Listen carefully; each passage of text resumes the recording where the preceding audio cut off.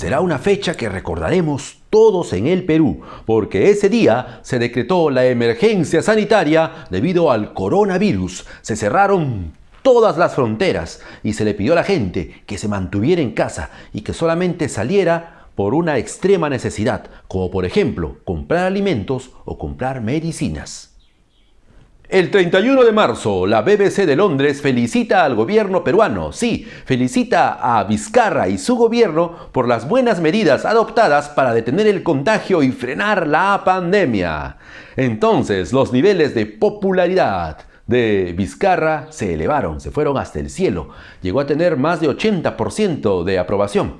Y es un porcentaje que, valgan verdades, mantiene hasta la fecha. Y se hicieron muchos memes de Vizcarra, inclusive se le comparaba con un superhéroe. Pero, ¿y qué pasó después? ¿Por qué el número de contagios en la actualidad se ha disparado? ¿Qué pasó? Si aparentemente todo iba bien, ¿qué pasó en el Perú?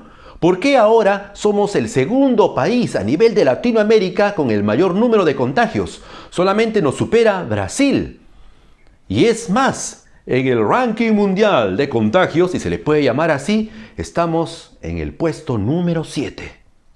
En parte, esto se explica porque el Perú ha sido el país que más pruebas para detectar COVID-19 ha aplicado en toda América Latina. Hasta la fecha del 21 de mayo se habían aplicado en el Perú 750.000 pruebas, superando a Colombia, que ha aplicado 200.000, o a México, que ha aplicado 190.000.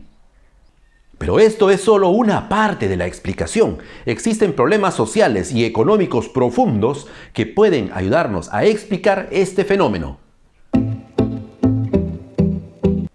Desde finales de los años 90, el 71% de la población en el Perú vive en la informalidad o ejerciendo algún oficio, es decir, generan ingresos para el día. Muchas de estas personas no podían estar mucho tiempo en sus hogares. Tarde o temprano tenían que salir a trabajar para generar ingresos. Y eso hicieron. Y generaron aglomeraciones, sobre todo en los servicios de transporte, porque las personas que salían a ejercer sus oficios, a hacer sus negocios, no respetaban el distanciamiento social. Solo el 21,9% de los hogares más desfavorecidos en el Perú cuenta con una refrigeradora. Esto significa que 1 de cada 5 hogares pobres en el Perú no tienen logística para almacenar sus alimentos, por lo tanto deben salir con bastante frecuencia a comprar alimentos, y esto también generaba aglomeraciones. El gobierno peruano ha identificado a los mercados como los principales focos de contagio. Por ello se deben tomar medidas muy puntuales, como aumentar el horario de atención de los mercados. Si los mercados tienen un horario de atención de solo 3 o 4 horas al día, lo más probable es que se sigan produciendo aglomeraciones. Asimismo, se debe controlar el aforo, es decir, la cantidad de personas que deben estar dentro de un recinto de un mercado, ya sea un mercado cerrado o un mercado abierto. Y también se debe velar siempre por el distanciamiento social. Si los puestos del mercado o las personas que venden están a una distancia de 2 a 3 metros como mínimo y las personas guardan una distancia de al menos 1 metro a 2 metros entre ellas, entonces se podrá empezar a reducir el número de contagios. Aquí tiene una tarea pendiente los gobiernos regionales y sobre todo los gobiernos locales, los municipios del país.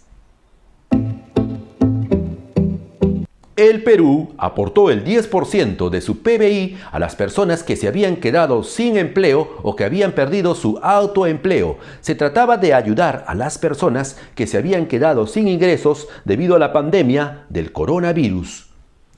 Estos paquetes de medidas convirtieron al Perú en uno de los países que más había gastado en América Latina para frenar la pandemia. Se otorgó bonos a cerca de 7 millones de hogares vulnerables, pero en el Perú solamente el 38% de la población tiene una cuenta bancaria. Esto significa que muchas personas tuvieron que ir en persona a los bancos a cobrar los bonos, y de esta manera se produjeron largas colas y aglomeraciones. Cerca del 12% de los hogares pobres del Perú viven en estado de hacinamiento. 4, 5 o más personas viven en una sola habitación y esta sola habitación es su vivienda, su hogar. Por lo tanto, para estas personas que viven en estado de hacinamiento es imposible mantener el aislamiento social. En los medios de comunicación, el gobierno dice de manera oficial que el número de contagios se dispara porque nosotros, los peruanos, no sabemos cumplir las normas, no sabemos respetar las normas. Y esto es una verdad a medias. Es cierto que algunos sectores de la población no guardan el distanciamiento social, no comprenden la importancia de estar separado de 1 a 2 metros de otras personas para evitar los contagios. Pero también es cierto, y esto es lo que los medios no dicen, de que existen problemas graves en el Perú. El empleo, el desempleo, el estado calamitoso, el abandono total en que se encuentra el sector salud. Todo esto, combinado, forma un cóctel explosivo.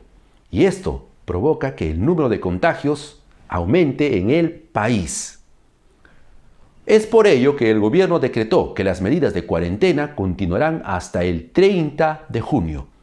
No hay que bajar la guardia, a seguir usando mascarillas, a salir solamente cuando sea imprescindible. Por el momento, estas son nuestras mejores herramientas para frenar al coronavirus.